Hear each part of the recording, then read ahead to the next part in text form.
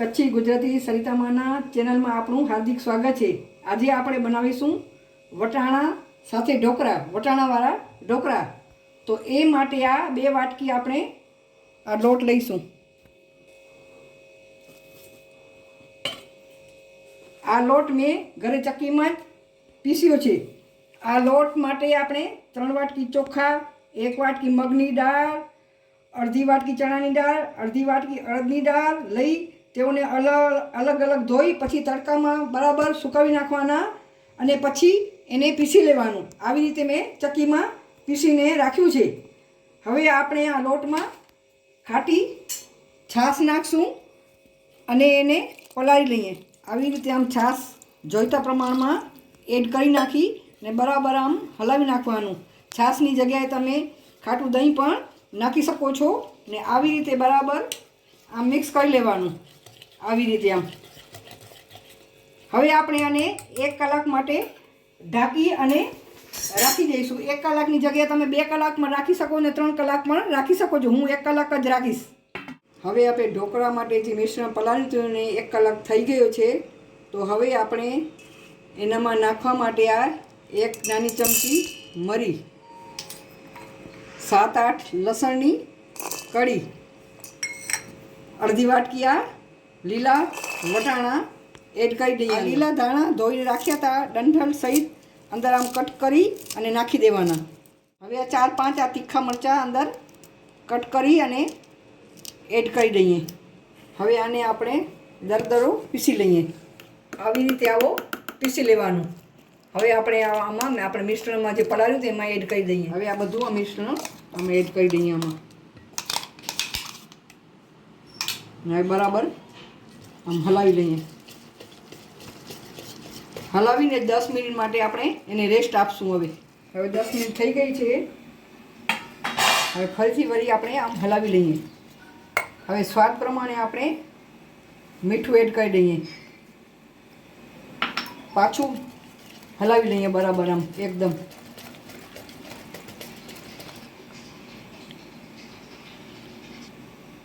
હવે 1 ચમચ આ ખાવાનો સોડા નાખી દઈએ અને એકઠી થવા માટે 1 ચમચ જેટલું આપણે તેલ એડ કરી એક જ ડાયરેક્શનમાં આપણે 2 મિનિટ હલાવતા રહીએ। માટેનું ઢોકળી ઉપર ગેસ ઉપર ચડાવી દીધું છે। આમાં તેલ આપણે લગાવી દઈએ બરાબર અને એમાં આપણે આ મિશ્રણ ભરી દઈએ।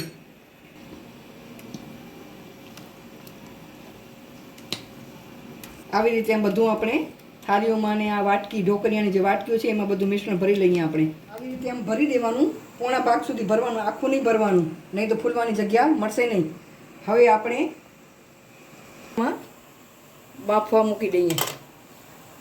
હવે આ ઢોકળિયાના ઢાંકણ ઉપર આવી રીતે આમ કોટનનું કપડું આમ બાંધી નાખવાનું આમ ઉપર આમ, જેથી વરાળ ઢોકળા ઉપર પડે નહીં।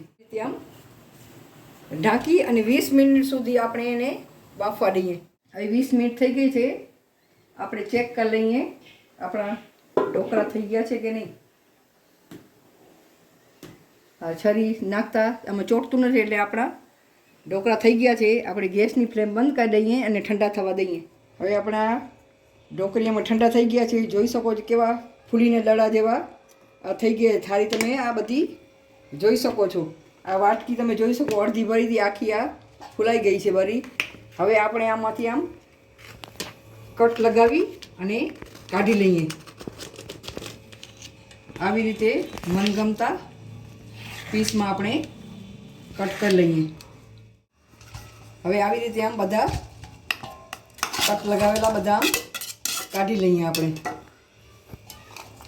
આ ડીશમાં પણ આમાં જોઈ શકો છો કેવા મસ્ત મજાના આ જોઈ શકો છો કેવા પોચા બન્યા છે। જો આ જોઈ શકો છો તમે કેવા પોચા જો આમ ભાંગી જાય છે। જો આ બધું કાઢી લઈએ આપણે ને વઘારવાની શરૂઆત કરીએ। વઘાર માટે મેં આ અડધી વાટકી પાણી લીધું હતું, 1 ચમચી ખાંડ નાખી છે ને 1 ચમચ લાલ મરચું નાખ્યું છે, સેજ હિંગ નાખી છે ને એને પલાળીને આમ રાખ્યું છે બરાબર। હવે આપણે વઘાર કરી લઈએ। હવે અમે જરૂરત પ્રમાણે આપણે તેલ એડ કરી દઈએ, ગરમ થવા દઈએ એને। હવે તેલ ગરમ થવા આવ્યું છે। 1 ચમચ આપણે રાઈ એડ કરી દઈએ। આ મીઠો લીમડો, હવે આ પલાળેલું આપણે આ ચટણીવાળાને પાણી. હવે બધું આ એડ કરી દઈએ અંદર ને બરાબર ઉકળવા દઈએ એને. હવે વઘાર બરાબર થઈ ગયું છે. હવે આપણે આવી રીતે આમ ચમચથી ઉપર રેડી દઈએ આવી રીતે આમ. હવે આવી રીતે આમ બધું આમ મિક્સ કરી દેવાનું. તૈયાર છે આપણા મસ્ત મજાના ઢોકળા. આમાં ચટણીની પણ જરૂર ન પડે, એમને એમ આપણે આ ખાઈ શકીએ છીએ. હેલ્ધી ઢોકળા, વટાણાવાળા ઢોકળા.